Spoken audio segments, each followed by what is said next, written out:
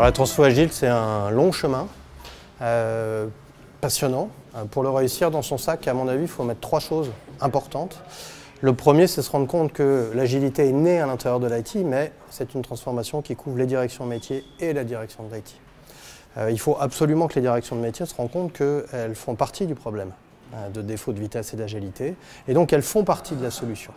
Elles sont dans la copie de la transformation, et c'est ensemble qu'on y arrive. Ça, c'est la première pierre qui me paraît, la première chose à avoir dans son sac qui me paraît extrêmement important. Et la manière de le faire réaliser est assez simple. Il faut s'ouvrir à l'extérieur pour avoir des témoignages d'acteurs de confiance qui expliquent que c'est la bonne manière de faire. Sinon, on se retrouve avec une IT qui s'agite dans son coin, les métiers qui regardent, et à la fin, on est déçu. Ça, c'est la première chose. La deuxième chose sur ce long chemin de la transfo, c'est qu'à un moment, on rencontre un monstre. Ce monstre, c'est la bureaucratie. On en a vraiment des bureaucraties costauds à l'intérieur de nos grandes entreprises. Il faut le reconnaître, savoir la détourer, et puis il faut savoir la quitter. Il faut lui faire une lettre de rupture à la bureaucratie dans l'entreprise, et que les acteurs qui l'animaient soient prêts à redescendre à l'intérieur des équipes opérationnelles pour devenir des doueurs, des gens qui font, des gens du faire. Et c'est comme ça qu'on arrive à avancer sur la partie de l'agilité. Il faut faire ce travail de détourage de la bureaucratie, et il faut la quitter, il faut la démonter.